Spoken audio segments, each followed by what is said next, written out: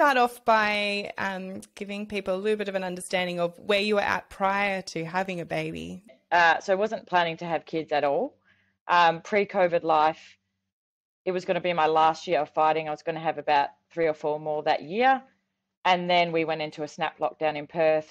Had a lot more time on my hands that I've never had before. So basically, me and hubby working from home.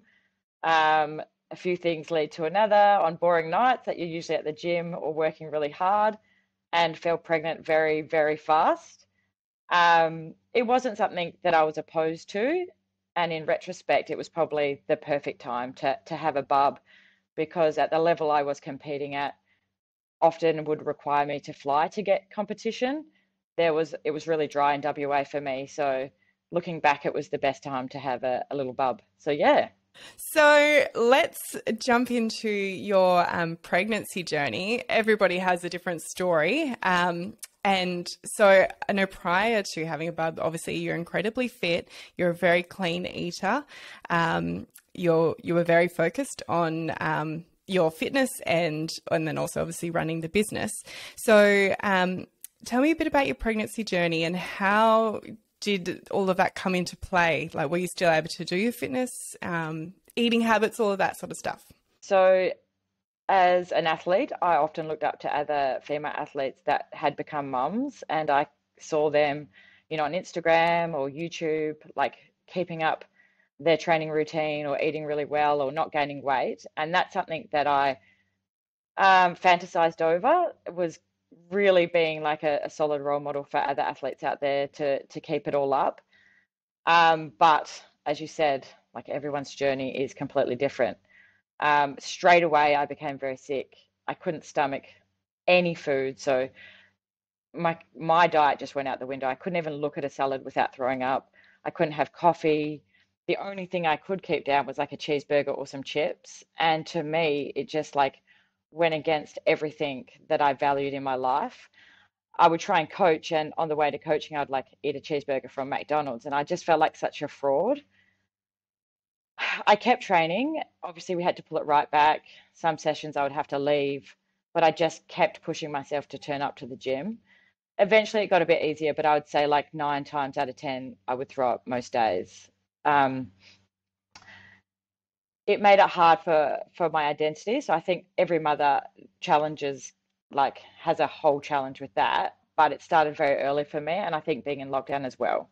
One of the things we have to quickly learn is we have to adapt, don't we, to the situation. And just because you had to eat a cheeseburger to get through, it's not eating a cheeseburger because you're trying to do it out of making a healthy or an unhealthy choice. It's a matter of survival. Yeah, I was so lucky the midwife was like, you need to do what you need to do, and just like take all the pressure off yourself. If that's the only thing you can keep down, like we'll deal with it after. So in terms of movement, what sort of movement were you doing? And obviously you had in mind that you wanted to keep your fitness up and running, but in terms of where you were actually at with nausea and all of that, what did you do? How did you adapt? So normally in my week of training before pregnancy, it was a lot of pads, sparring, and then some strength and conditioning. So that was secondary in my training. What I found with pregnancy is strength and conditioning was actually easier. So things like cable machines, machines were really good to work around the growing belly. Obviously, sparring had to drop straight away for obvious reasons. Pads I would have to do by myself or with my husband. So I was very lucky, or convinced someone to hold pads for me. I obviously couldn't hold pads. But the high intensity cardio was just something that didn't feel quite right for me. So I found myself in the weights gym a lot more just to keep moving. The machines could give me so much more flexibility, especially, like the 8-month mark of pregnancy.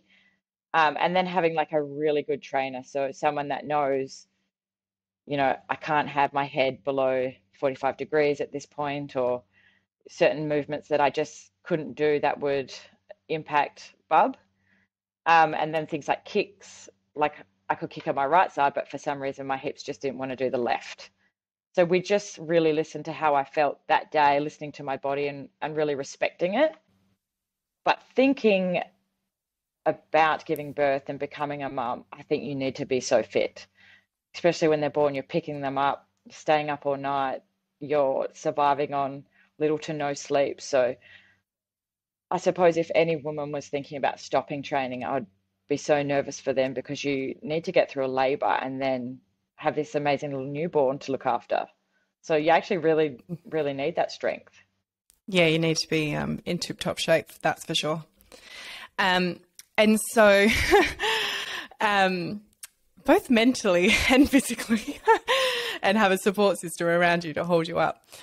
Heading into the birth, so obviously looking at your mindset as a fighter, you're very resilient. I know that you've had knee reconstructions and I mean, obviously you can't be afraid of pain if you're going to be a professional fighter. What were you thinking? I mean, obviously everyone approaching birth, we have no idea what the experience is going to be like, especially the first time. You have no idea what to expect. And I think each pregnancy, if you have any after that, they're all going to be different as well. Each birth is all going to be different.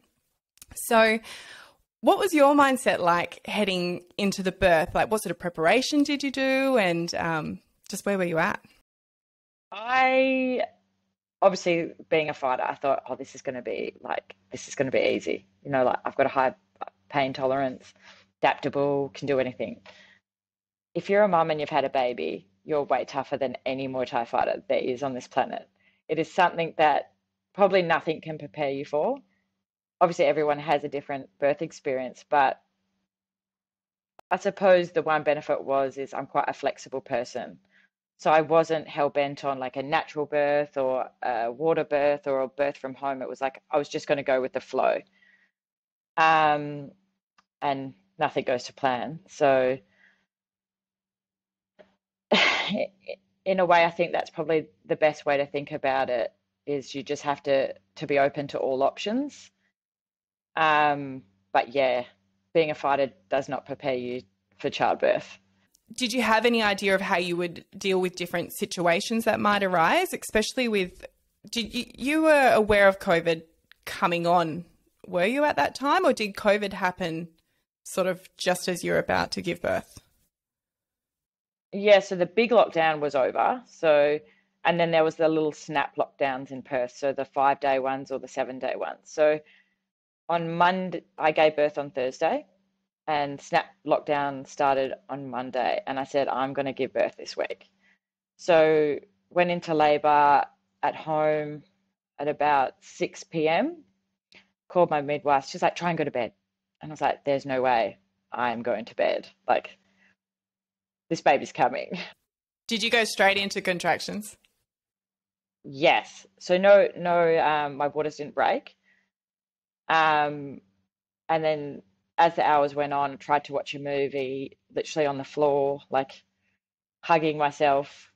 She's like, okay, come now. But your husband has to stay in the car.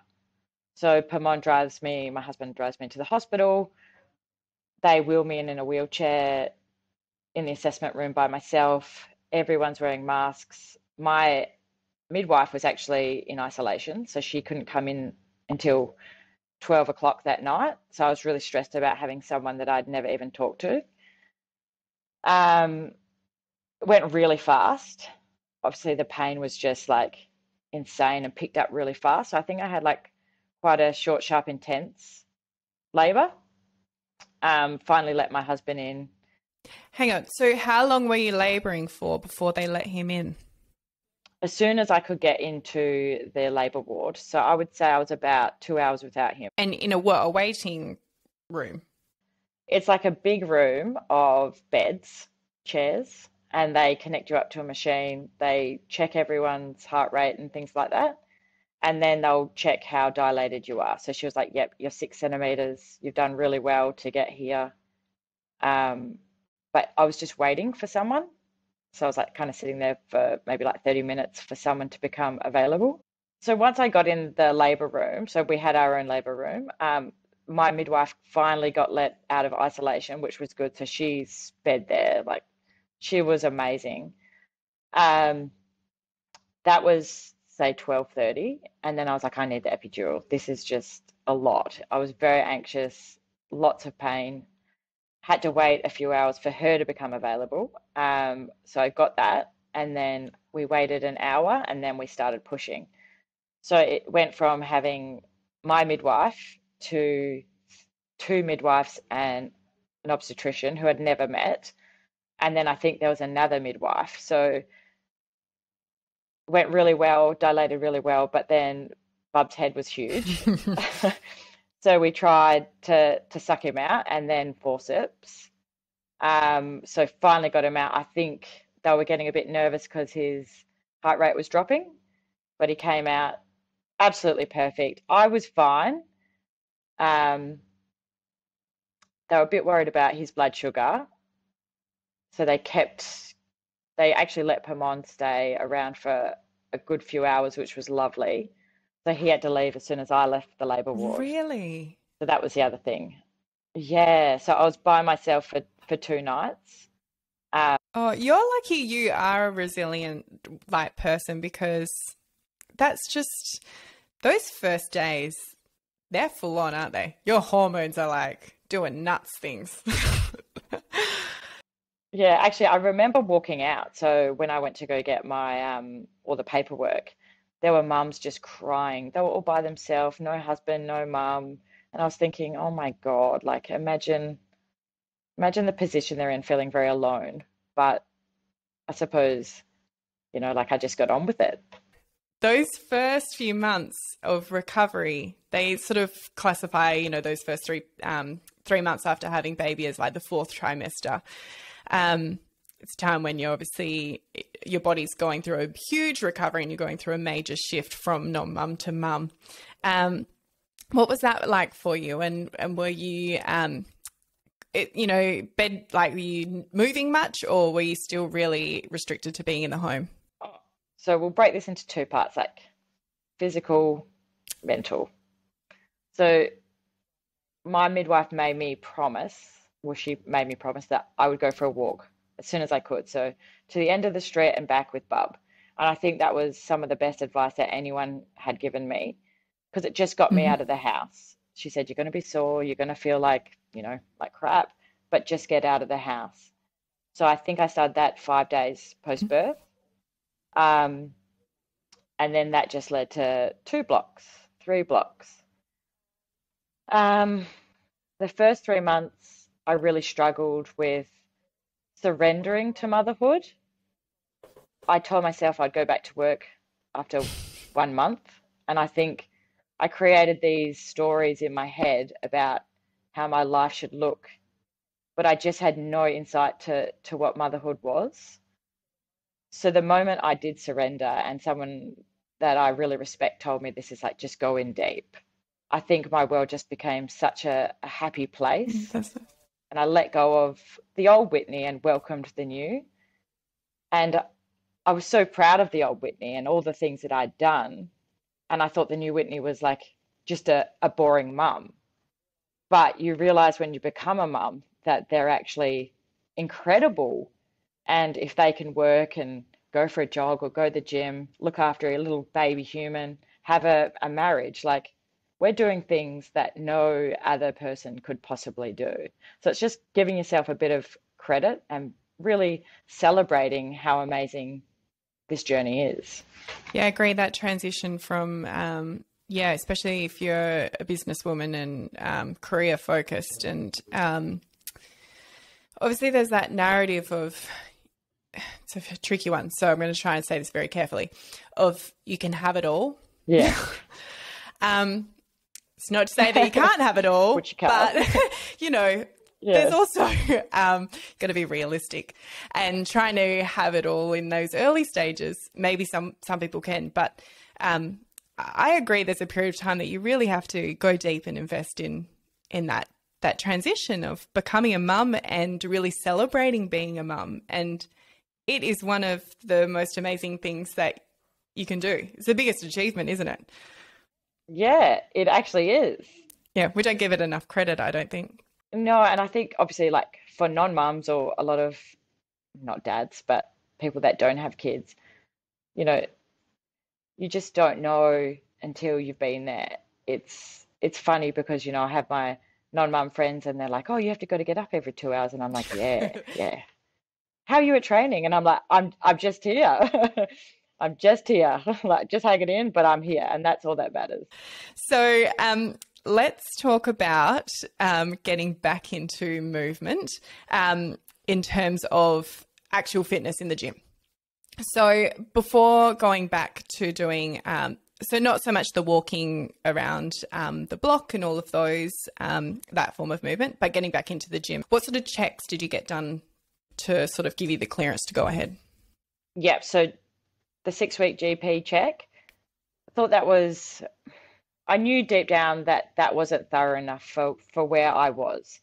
So obviously he got my bloods done, checked everything like that. Bit of a general chat about, how the scarring was and things, how the birth went, if I've had any complications. A lot of my athlete friends suggested to go to a women's physio, which was essentially one of the best investments. She talked about what type of assessments she could do. One of them was like a ultrasound, and one of them was an internal examination, which for a lot of women could be very daunting or make them feel uncomfortable. She also told me a lot of stats. So things that blew my mind was like 80% of females have some degree of a prolapse. It's big. And it just made me feel a little bit normal if that was the case. So you're like praying to God it's not, but 80% of women do have some degree. And I think it's something that's not talked about enough. So she said, look, for your level of training, you're not going back to yoga. You're coming to like kick and punch things, squat hundreds of kilos, well, not hundreds, 100 kilos. You really need to make your pelvic floor a priority. Otherwise, if you want to have number two or live a healthy life later down the track, when you're in your 70s or 80s, you're going to have issues. So that was really good. It also gave me a perspective of how slowly I need to take it. Prior to giving birth, I was like, 3 months, I'm going to be shredded, I'm going to be back fighting, you just watch me. So again, that narrative that I created, all these expectations I put on myself to bounce back. So we took it really slowly. The machines and cables came back out, starting to build the base of strength and fitness. Started boxing before Muay Thai. And it was basically like the knee surgery, is like connecting the dots. Talking to other new mums, I found that they wanted to bounce back so fast they would, cut out carbs and do silly things like that. And for me, I felt like I wouldn't be enjoying Björn and my family's time if I was so worried about, getting back to pre-baby weight or, doing some crazy weight loss challenge at the gym. To me, I wanted to do it really slow and steady the right way. So also your mental health is out the window. So if you're starving yourself and trying to go through all these hormonal changes, I think you're just like creating something that's too hard. So yeah, slow and steady, started 3 sessions a week, 4 sessions a week, slowly just working my way back up there. Still not there, but I'm just feeling like I'm getting back to myself. The other thing was my schedule. So I would train when you put your baby to bed. That cannot happen anymore. So Björn's my number one priority. So now I have to train during the day. So that was letting go of my old identity and saying I train at XYZ times. Now I need to look at my schedule and go, well, what works for me and my family? Because unfortunately, like you cannot have it all. So I train like early afternoon, get an hour to myself, someone looks after him, and then I come home and do like bed, bath, and dinner. Beautiful. And picking a lot of food off the floor. Back to the point of where you're saying about cutting out all the carbs and that sort of thing. When you're not sleeping or you're having very disrupted sleep, carbs is something that gets you through the day. And I think if you're if you're not giving yourself carbs, you're putting yourself in a very unhappy place. Oh man, I just, looking back, I cannot believe I set this expectation. I needed 3 months to get back to where it was. I think it's just so cruel to have those expectations. But again, how would I know? Until you go through it. Yeah. And so when you said you started going back and slowly joining the dots, how long after giving birth was that? Yeah, so I went to the strength and conditioning gym 6 weeks, and I'm talking like Really really, early. yeah, so straight away. And that was more for my mental health. Very light workouts, so 20 to 30 minutes, and then I'd leave, and really, really low intensity workouts, and then boxing 8 to 10 weeks, and then Muay Thai at 12 weeks. But they do not look like anything. Yeah.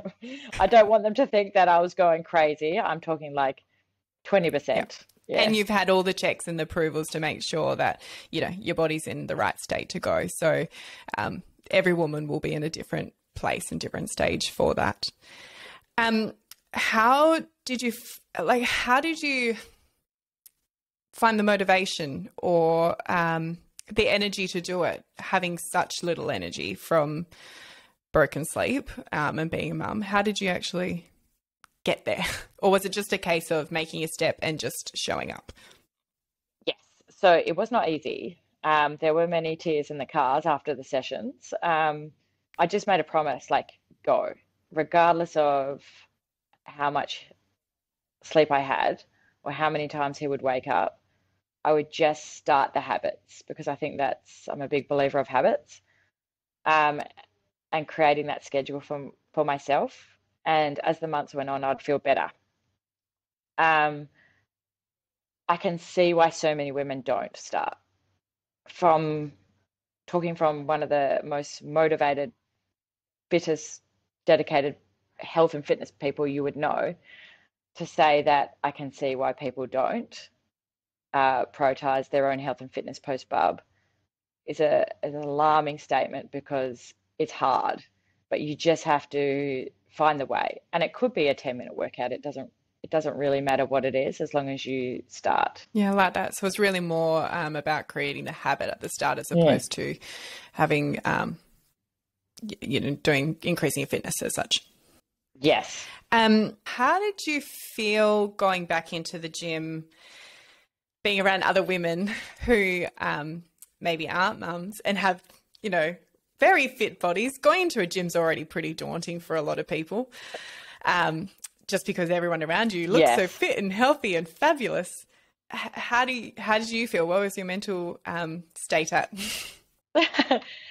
First session back, I felt like, I'd say this joke a lot, a melted candlestick. So I felt really disgusting in my own skin for the first time in my entire life. Normally, I'm very proud of myself. Um, and to hear girls that are non-mums talk about how they hate their body, I was like, I just want to shake that thought out of you, because I look like a melted candle. There was obviously a lot of things going through my head. My mindset was definitely suffering, but it really gave me an appreciation for the support that mums need in that journey. Um, I own the gym, so that was hard for me, because it felt like I wasn't comfortable in my own environment, and I naturally latched on to any mums in the gym, just so I could, talk about, like, hey, how's your pelvic floor going? Or like, how much did you sleep last night? So having a new tribe was really important to me, but a tribe that could understand, like, fit mums. Um, but I think you just learn to let go of the need to be super lean or super fit, and learn to love your body wherever it is. Because I don't have 30 hours to train in my life right now. I might have 6, and that's amazing. So my body's not going to look like it used to, but I'll keep trying. Your goal's obviously different now. So it's not so much trying Yeah, because you want to look amazing, but trying because you want your body to be in the most fittest shape possible to be the best mum possible, I suppose. Would that be right? yeah, exactly. Yeah, and that was another thing. Like, if I don't fill my cup, I can't be the best mum ever. So I kept saying, is like, I have to put myself first. I have to be a bit selfish so I can be the best mum, the best wife. Yeah. So listeners who don't know, you own Champions Gym, which is one of the most amazing gyms in Perth. I love it. I used to go and I'm I terribly miss it being all the way down here, and I want you to open a Champions Gym in the Southwest, please. You now have 3 of these gyms that have popped up around Perth. When did you open the 3rd one? So during maternity leave, I got a little bit bored during that time and I love stalking real estate. Like this is just, I suppose, outside of health and fitness, I love real estate. So I started stalking spaces and this space became available and I presented it to my husband and then he said, yeah, okay. And then it happened very fast. So traditionally opening the other 2 gyms, it would be like a 3-month transition period to get the space across town council. We had 2 weeks. Well, pressure. So I was like, okay, this gym will open after he's a year old. And it was like, okay, we're going now. Like there's no stopping it. It was probably a very stupid thing to do in retrospect and thinking about the timing of it. But I just think in life, like there's no perfect time. You've just kind of got to go with it. A little sign that it was there. So that means you're in there fitting out the gym, full hands on. With the toddler. But how's it come along? It's so beautiful. It's probably my favourite space in terms of design. And we are very fortunate to have a really good team. So it sounds like I'm there every day painting and building, but I give credit to the team that we have at the gym. So would you say these gyms are definitely designed for mums who are looking at getting into fitness, either for the first time getting back into martial arts or for the first time actually introducing themselves to martial arts, or whether they're returning to martial arts? Is it suitable for them? I think they were never designed to become something that was suitable for mums because I was never a mum. But naturally, something that I'm like huge on is like a female friendly space. So 60% of our clients are females. We've attracted and grown this amazing group of mums. Their bubs aren't super young, so it's not like a creche where you drop them off and you can go do a workout. If I design them like when I was a mum, they probably would, but that's just kind of the way the business evolved. So we have an awesome squad of mums, women, professional CEOs, like girls that just build each other up. So it's not so much for mums, but it's about women that want to like improve their life. Now that I have become a mum, I would love to change like a few things, like upskill the coaches in that like postnatal journey and things like that. And that's things that we've started to roll out.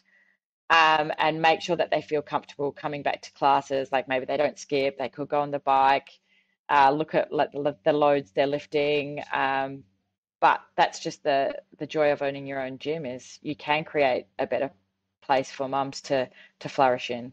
But yeah, getting there. And so what is your goals now for the future in terms of, are you looking at fighting again in a professional sense? My heart is going, yes. Obviously, I fell pregnant with the idea of having a few more and then getting pregnant. COVID came, so it kind of threw my plans out. I'm training really well, moving really well. I'm not overtraining, which is probably a good thing. And I'm having a lot of fun. So the love and passion is super high. I'd probably have 1 or 2 and then call it a day and then potentially number 2. But I think when you're a mum, you just have to make it happen. You have to follow your heart and put yourself and your goals first as well. Yeah, that's a tricky thing, isn't it? Finding the balance and mum guilt. Yes. It's, again, something that you just can't explain it to people unless they're a mum. No, you can't. It's like, obviously we connected on Instagram about like the floor bed or the mirroring of the washing, and that's something that we both value is like building obviously independence. It may not be a value to all mums, but I think that's a beauty of connecting with other mums is finding those similar values. Thank you so much for chatting today. Thank you so much for having me. Where can people find you? Because you've got some very inspirational stuff that people can follow along. Yeah, so I suppose my Instagram is probably the best start. It's just Whitney Tuna. That's the IG handle. And then I do pop up on the Champions Gym, but I'm a little bit shy and I hide behind all the other amazing coaches. So I'm getting better at putting myself out there, which is another podcast topic. But yeah, so IG. And I do recommend people follow along because you've got some good stuff on your stories in terms of, just being able to connect with where you're at with your bub and watching you get back into the gym. It's definitely helped me. And I was following your stories and seeing you moving again. And that's what got me back into trying to start running again. So, yeah. Thank you so much, Alex.